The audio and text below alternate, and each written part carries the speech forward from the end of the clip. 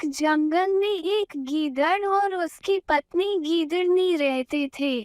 गीदड़नी हाल फिलहाल पेट से थी, बस कुछ ही पल बचे थे जब उनके बच्चे बाहरी दुनिया में आने वाले थे।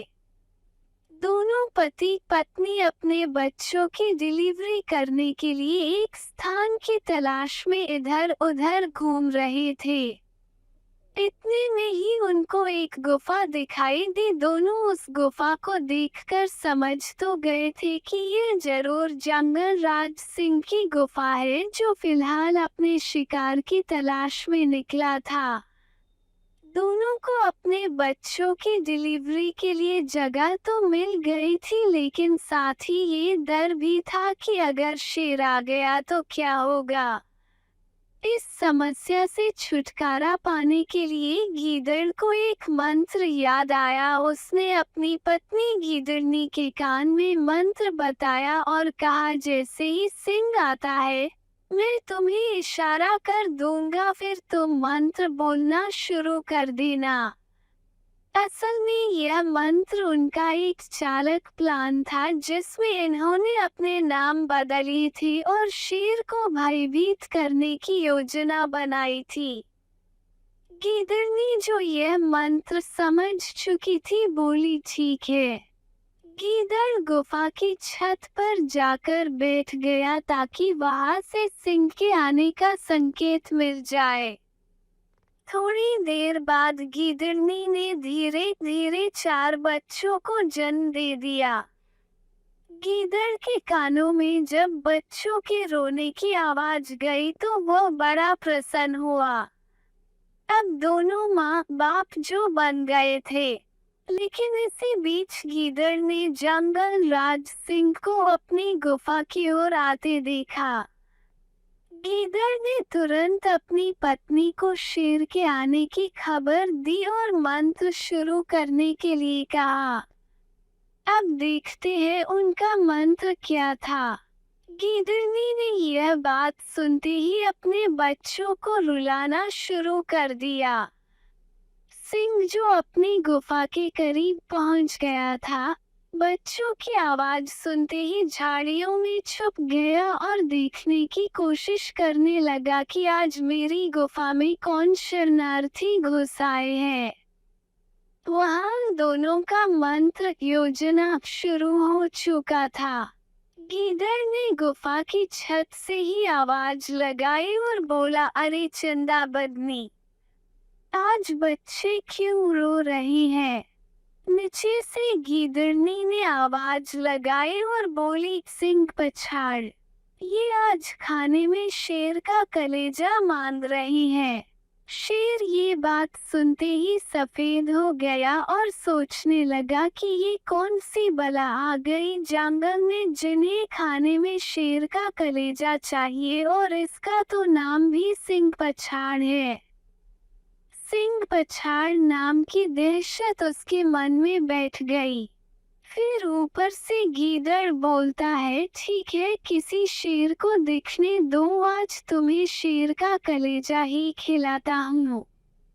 ये बात सुनते ही जंगल का राजा शेर वहां से ऐसे भागा मानो जैसे सच में आज कोई उसका कलेजा निकाल लेगा।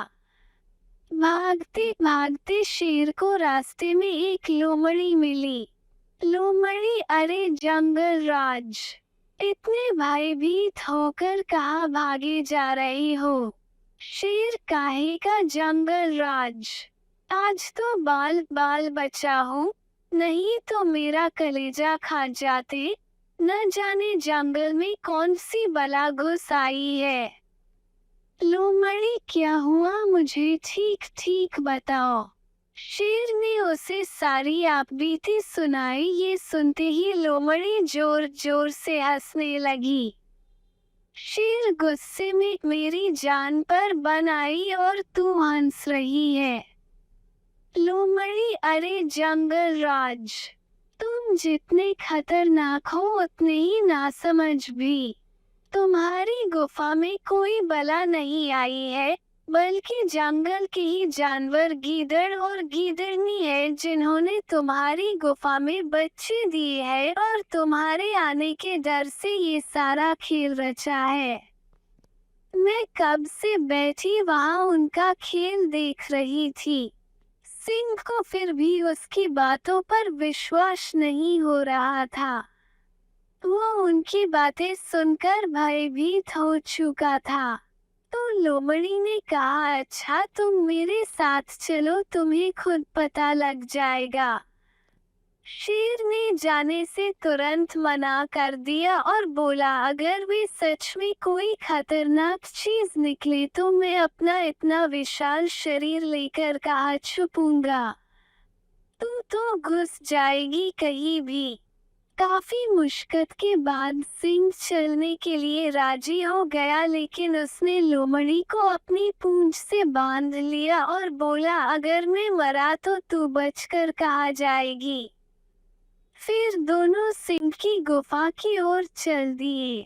अब गीदड़ ने फिर देखा कि शेर दोबारा आ रहा है और अब तो साथ में एक लोमड़ी भी है। उसने दोबारा अपनी पत्नी को मंत्र शुरू करने के लिए इशारा किया। गीदड़नी ने फिर कुछ न कुछ करके बच्चों को रुला दिया। गीदड़, अरे चंदा बदनी, बच्चों को चुप क्यों नहीं कराती। गीदड़नी, अरे सिंह पछाड़, ये कह रही है अभी तक शेर का कलेजा क्यों नहीं आया।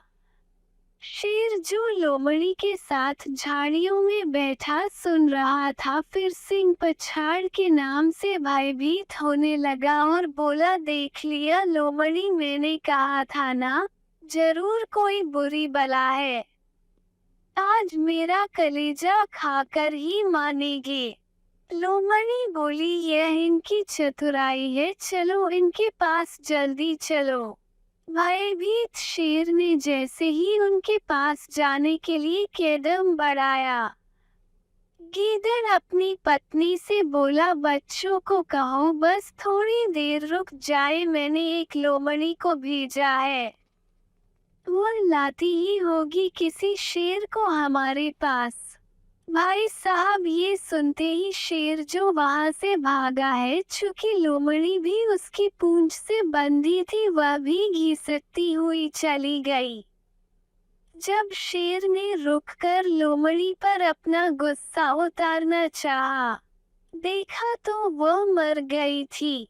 ऐसी ही मजेदार कहानियों के लिए हमारे चैनल को सब्सक्राइब करें, लाइक करें और शेयर करें।